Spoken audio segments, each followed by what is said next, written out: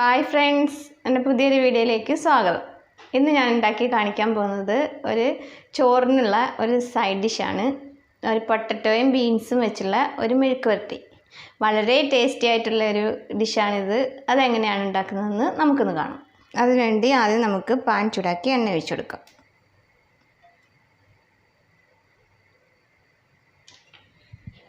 ഇതിലേക്ക് നമുക്ക് കുറച്ച് ജീരകം ഇട്ട് കൊടുക്കാം.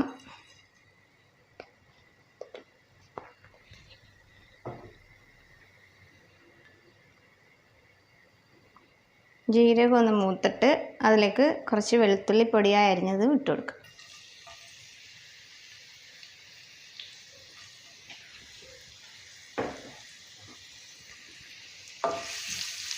ഇപ്പോൾ ജീരകവും വെളുത്തുള്ളിയും മൂത്തിട്ടുണ്ട്. ഇതിലേക്ക് നമുക്കിനി അരിഞ്ഞു വെച്ചിരിക്കുന്ന പൊട്ടറ്റോയും ബീൻസും ഇട്ട് കൊടുക്കാം. പൊട്ടറ്റോ ഞാനിങ്ങനെ നമ്മൾ നീളത്തിൽ അരിഞ്ഞിട്ടുണ്ട്, കനം കുറച്ച് അതിട്ട് കൊടുക്കാം.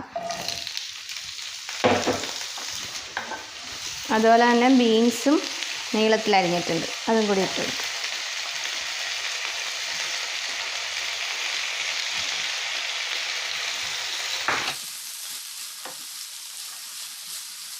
ഇതിലേക്ക് നമുക്ക് ഒരു 1/4 ടീസ്പൂൺ മഞ്ഞൾപ്പൊടി ഇട്ട് കൊടുക്കാം.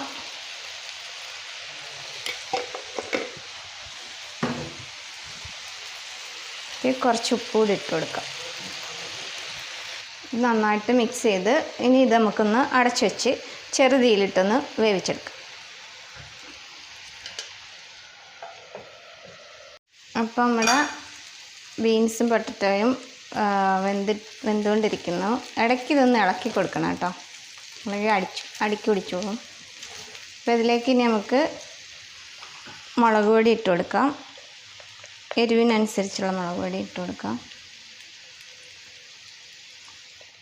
ഇതിലേക്ക് കുറച്ച് കുരുമുളക് പൊടിയും കൂടി ഇട്ട് കൊടുക്കാം. ഇത് നന്നായിട്ട് ഒന്ന് മിക്സ് ചെയ്യാം.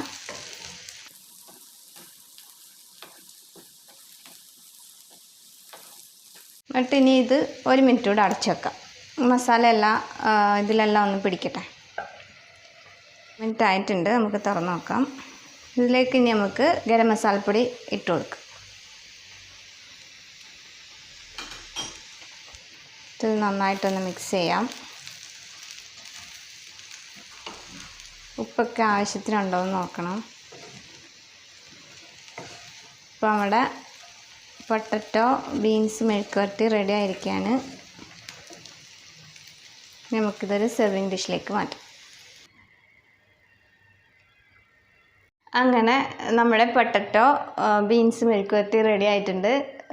അടിപൊളി ടേസ്റ്റാണ് ഇത് കഴിക്കാൻ. ഇപ്പോൾ ചപ്പാത്തിയുടെ കൂടെ സൈഡ് ഡിഷായിട്ട് വേണമെങ്കിൽ ഉപയോഗിക്കാം. ഇതിന് നല്ലൊരു ഗാർലിക്കിൻ്റെ വെളുത്തുള്ളിയുടെ നല്ലൊരു ഫ്ലേവറൊക്കെ ഉണ്ട്.